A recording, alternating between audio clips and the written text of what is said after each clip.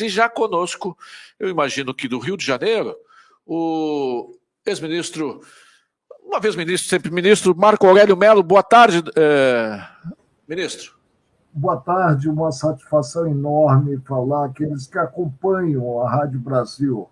E digo que, no caso, estou em Brasília, que é a base, muito embora seja um carioca típico, né? Você é torcedor do Flamengo? Sim, e casado com uma pó de arroz e tendo como genro um vascaíno. Isso é que é democracia. Bom. Mas ninguém é perfeito, né, ministro? Ninguém é perfeito, né? Quem aqui na bancada tem gremista, para o senhor ter uma ideia? Ministro, nós estamos vivendo um momento delicado no Brasil, muito delicado. Eu não lembro, eu tenho 61 anos, vou fazer agora dia 20, sou razoavelmente novo, mas eu sou apaixonado pela história política do Brasil. Eu não lembro de um período em que, um período dito democrático, em que nós estivéssemos tão ameaçados de nossas liberdades. Liberdade para falar, liberdade para expressar, liberdade para se manifestar. Hoje parece que estamos num regime do terror, do medo. Me lembra aqueles primeiros dias da Revolução Francesa, ministro. E esse desarranjo como está sendo patrocinado, ministro, por pelaquela instituição que deveria oferecer paz, deveria pacificar os entendimentos, porque é isso que faz um juiz, é isso que faz a justiça. As disputas, os contraditórios, e a justiça estabelece um entendimento que pacifica as relações. E no que nós temos visto no Brasil, neste momento, e já vem de algum tempo, mas vem acirrando a cada dia mais, é que a justiça, notadamente o Superior Tribunal Federal, é o indutor desse medo, desse temor, dessa falta de paz no país, ministro. O senhor mesmo teve as suas falas durante a eleição do ano passado censuradas, e o senhor tem sido uma voz sensata aí, e por isso que eu lhe convidei a participar. Ministro, como é que a gente sai dessa situação, ministro? Olha, saímos dessa situação observando a lei das leis do país, que é a Constituição Federal, a Constituição dita por Ulisses Guimarães cidadã. E ela submete a todos indistintamente. Submete o legislativo, submete o executivo, submete o judiciário e até mesmo o guarda dela Constituição, o guarda maior, que é o Supremo. Agora vivenciamos, eu reconheço, tempos estranhos, quando nós pensamos que já vimos tudo, inclusive em termos de persecução criminal, somos surpreendidos com uma medida. É hora de tirar o pé do acelerador, é hora de temperança, é hora de observar se arrisca o Estado Democrático de Direito, inclusive no que esse Estado Democrático de Direito viabiliza o exercício de direitos em si, direitos fundamentais. Precisamos aguardar. O Supremo tem atuado ostensivamente, devemos reconhecer isso, e fica na vitrine. Ficando na vitrine, evidentemente, o estilingue funciona. Que aqueles que integram o Supremo hoje percebam a envergadura da cadeira, uma cadeira que é vitalícia, para atuar com absoluta independência e de forma vinculada não ao critério de plantão, vinculada à Constituição Federal. Pois a Constituição Federal, e tudo que eu tenho todos os dias, ministro, falado sobre isso, a Constituição Federal ela é clara, como, por exemplo, no artigo 1, ela diz que a República Federativa do Brasil, formada pela união indissolúvel dos estados, municípios e Distrito Federal, constitui-se um Estado democrático de direito e tem como fundamento a soberania, a cidadania, a dignidade da pessoa humana, os valores sociais do trabalho, da livre iniciativa e o pluralismo político. Só que nós estamos vivendo um momento que parece que uma parte do espectro político brasileiro está proibida de se manifestar, proibida de existir. Outro dia, um ministro do STF disse que nós vencemos o bolsonarismo. Como assim? o bolsonarismo não se encaixa dentro desse pluralismo político que é ditame do artigo 1º da Constituição Federal, ministro? Sem dúvida alguma, e aí eu atribuo a frase a um arrobo de retórica, a um ato falho de quem veiculou a frase, que é um homem de regra equilibrado e que ocupa a coordenação em si do Supremo. Nós precisamos conviver com ideias contrárias às nossas concepções. E aí dá a palavra àqueles que têm realmente o poder, ou seja, dá a palavra ao povo brasileiro. Teremos eleições municipais já no corrente ano e em 2026 teremos eleições gerais. Aliás, seria interessante agrupar as eleições, realizar-se, porque as eleições custam caríssimo à sociedade brasileira, realizasse conjuntamente eleições municipais, estaduais e federais. E, evidentemente, cada poder deve atuar na área que lhe é reservada constitucionalmente. Os poderes são, e assim o quer a Constituição, harmônicos e independentes.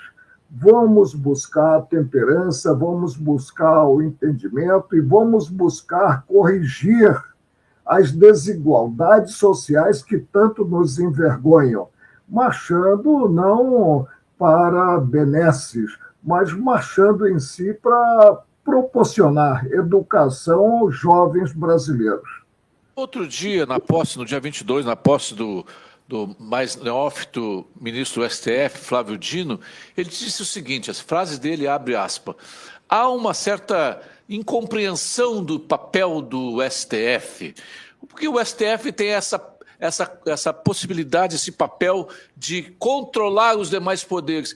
Eu juro, ministro, eu fui correr a meu surrado exemplar da Constituição e eu não achei essa parte, esse capítulo, não sei se é novo, não sei se foi um adendo feito depois do impresso, mas não achei esse inciso, esse artigo que diga que o STF controla os demais poderes, ministro. Não, ele não deve marchar nesse sentido. E, Júlio Ribeiro, eu diria que a fidelidade, a independência, a respeitabilidade decorre de uma leitura fidedigna da Constituição Federal. Não há como perceber um controle aí do Supremo, considerados os demais poderes. A competência do Supremo é de direito estrito, é o que está na Constituição Federal e nada mais. Eu, por exemplo, hoje eu continuo perplexo no que o Supremo vem julgando no campo penal cidadãos comuns. Pois é. Nós não temos essa competência. E o que ocorre é que quando o Supremo se pronuncia, claudicando, errando na arte de julgar ou de proceder, não se tem um órgão acima dele para se recorrer. É martelada única. E aí o cidadão fica sem o direito a um recurso, por exemplo, de revisão, que é o recurso cabível para o Tribunal de Justiça, para o Tribunal Regional Federal ou para o Tribunal Regional do Trabalho. Isso não é bom em termos de avanço cultural, em termos de busca de melhores dias. E aprendemos desde cedo que o exemplo vem de cima. E o senhor mesmo tem dito que nem o ex-presidente Jair Bolsonaro poderia estar sendo julgado pela Suprema Corte, visto que ele não tem mais prerrogativa de foro, né, ministro? Pois é. Quem tem prerrogativa de foro hoje? Aqueles que estão mencionados na Constituição Federal. E não há menção na Constituição Federal ao julgamento de ex-presidente da República. Mas vamos ver como tudo isso acaba, onde chegamos. Toda vez que o judiciário avança e entra em seara alheia, ele lança um bumerangue que pode voltar à própria testa. Isso não é bom. Não é bom em termos de credibilidade, não é bom em termos de crença na última trincheira da cidadania, que é o Supremo. Ministro, há na Constituição americana se fala em check balance. Aqui no Brasil nós teríamos alguns instrumentos constitucionais que de alguma forma, garantiriam o equilíbrio entre os poderes. No caso do STF, nós teríamos o Senado com prerrogativa de admoestar, de empichar, de buscar que ministros do STF voltassem ao seu quadrado. Mas nós temos visto que esse check balance não está funcionando, por uma série de razões. Talvez uma delas é o tal da prerrogativa de foro, porque muitos senadores têm problemas com a justiça e o seu foro é o STF. Talvez uma das coisas que pudesse se mudar no Congresso seria acabar com o foro privilegiado, porque aí qualquer deputado ou senador seria julgado pela instância primária como qualquer cidadão. Mas o check balance não está funcionando, ministro. O que o cidadão, o que o jornalista Júlio Ribeiro, os seus milhares de leitores aqui, de ouvintes, podem fazer para se sentir, de alguma forma, albergado pela Constituição, albergado pelo império da lei e poder ter, como garante a Constituição, participante de uma sociedade livre, ministro? Os veículos de comunicação têm um papel fundamental, que é o papel de esclarecer a sociedade, esclarecer o povo brasileiro. E o veículo de comunicação deve ser crítico, fazendo a crítica construtiva para chegarmos ao Brasil sonhado, para termos uma harmonia maior, para podermos trabalhar sossegadamente, visando o sustento próprio, o sustento da família. Vamos evoluir e que se compreenda a envergadura da cadeira ocupada no Supremo e se busque dar à pátria o exemplo. Isso é que nós esperamos. Ministro, eu vejo no senhor... Quando o senhor era ministro no STF, eu não concordava com todos os seus votos, mas eu não preciso concordar, até porque nós não temos acesso total aos autos, então nós não sabemos coisas que o senhor sabia. Enfim, é da vida democrática concordar ou não concordar, mas é da vida democrática aceitar a decisão do magistrado. Mas, ministro, eu vejo no senhor uma pessoa sensata, eu vejo no senhor uma pessoa que consegue ler a realidade e se posicionar de forma autônoma, independente. O senhor não fica a cabresto. Ministro, nós estamos passando por uma quadra que nós precisamos de homens como o senhor. Quem sabe o senhor possa ser um pacificador do Brasil, ministro? Quem sabe o senhor possa reunir outras pessoas como o senhor? Sei lá, o ex-presidente Michel Temer, outros nomes, e trabalhar pela pacificação do país, porque o senhor tem interlocução no Senado, no STF, o senhor tem interlocução no Congresso, e o senhor pode buscar interlocução junto com outros companheiros, um grupo de estadistas que possam buscar essa pacificação. Porque o ex-presidente Bolsonaro botou 1 milhão de pessoas na Avenida Paulista no dia 25 e ele pediu, vamos pacificar o país. E não é com enfrentamento. Vamos deixar, 2022 passou, vamos viver a vida para cá, para diante. Nós fizemos isso em determinado momento da história, ministro, que desembocou em 88 na lavratura de uma nova Constituição. Quem sabe é o momento de um novo momento, um pacto brasileiro para pacificar e reafirmar a democracia, ministro. A democracia é a convivência dos contraditórios, é a convivência dos diferentes. E quem sabe o senhor, ministro, eu quero aproveitar esse espaço para lhe convidar, lhe mover. Quem sabe o senhor possa ser o estadista que nós estamos precisando nesse momento. Olha, imagina, eu sou um homem super realizado depois de 42 anos em colegiado julgador. Comecei no Tribunal Regional do Trabalho do Rio de Janeiro em 1978.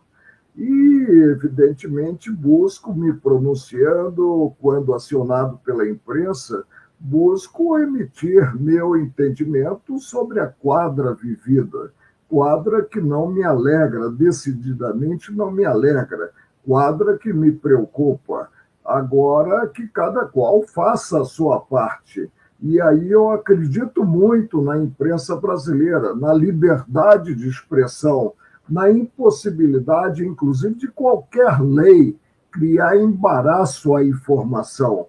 Isso é que é bom, isso é que é sadio, isso é que é civilizado, isso é que é uma visão avançada. E que aqueles que ocupam cargos públicos percebam que o cargo é para servir aos concidadãos e não para o próprio servir do cargo em benefício próprio ou alheio. Nós temos poderes que, repito, a Constituição quer harmônicos e independentes. E aí há de haver o respeito mútuo, respeito, evidentemente, daqueles que estão na cúpula desses poderes. O legislativo há de atuar normatizando, o executivo executando as leis e o judiciário julgando os conflitos de interesse. E aí se observando a organização desse mesmo judiciário. Dentro dessa organização está a problemática da competência. Como cidadãos comuns estarem sendo julgados na última instância? Há realmente uma regra regimental que prevê que crime cometido no âmbito do Supremo, o processo respectivo será da competência do Supremo. Mas essa regra regimental não foi recepcionada pela Constituição de 1988, que consagrou em si uma delimitação da competência dos diversos segmentos do judiciário, consagrou, inclusive, o critério acusatório. Vamos ver se evoluímos e se cada qual continua exteriorizando e colocando o dedo na ferida, revelando as mazelas que assolam o país. Ministro, mas é que nós estamos num momento embicados. Nós estamos embicados porque a gente não vê nenhum sinal de que o STF possa voltar aos seus limites. Nós não vemos nenhuma manifestação do Congresso mais contundente no sentido de, por exemplo, votar um processo de anistia. E nós precisamos de pessoas que se levantem nesse meio dessa confusão e ajudem a harmonizar. Por isso que eu lhe fiz essa provocação, ministro. Eu acho que o senhor seria uma das pessoas, das poucas pessoas com qualidades e interlocução nos três poderes que pudesse pacificar o país. Nós precisamos disso, ministro. Nós estamos precisando, tem jornalistas presos, tem donas de casas condenadas a 17 anos de prisão. Ontem morreu o quarto preso de 8 de janeiro, morreu ontem com tornozeleira eletrônica, teve um infarto. Quarto preso morreu. Nós estamos vendo isso, ministro, de uma forma... Eu abro o microfone todos os dias e ousadamente, com coragem, eu falo, exponho essa situação, mas nós estamos vendo que precisa mais do que isso, ministro. Precisa de articulação, precisamos de pessoas que tenham articulação no Congresso, no Executivo, na Suprema Corte, para que os ânimos possam ser amainados, cada um volte para o seu quadrado e que nós possamos viver o país de novo. Essas pessoas não podem passar 17 anos como criminosos, como um latrocida, como um terrorista. Pessoas idosas, pessoas que estavam lá. Tem ministro condenado que estava vendendo miçangas. É um vendedor de miçangas, doutor. Então nós temos que... Acho que o senhor, já que o senhor diz que já está realizado com seus 40 e poucos anos de cátedra e de magistrado, quem sabe agora o senhor possa ter esse tempo e essa disposição de nos ajudar, ministro, a fazer essa interlocução, essa costura, que precisa de gente que conheça os meandros do STF, que saiba como funciona cada cabeça e recolocar isso. Olha, a cidadania brasileira não é inimiga do STF. Dos ministros. Os ministros não podem encarar parcela da população brasileira como seus inimigos. Não há alguém a ser vencido. Nós somos da mesma pátria, ministro. A situação é delicadíssima.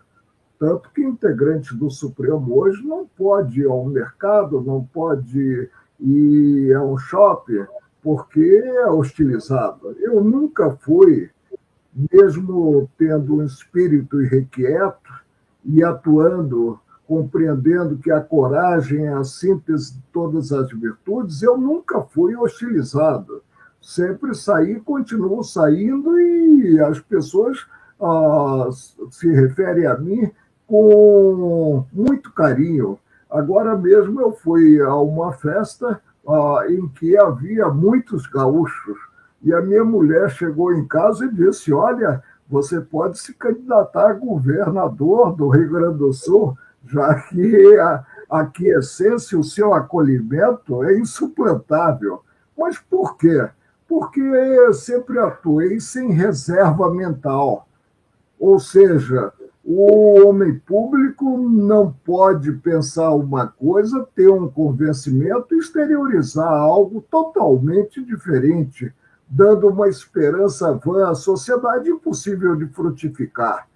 Que se perceba o cargo ocupado, se busque servir com pureza da alma, com desassombro aos concidadãos.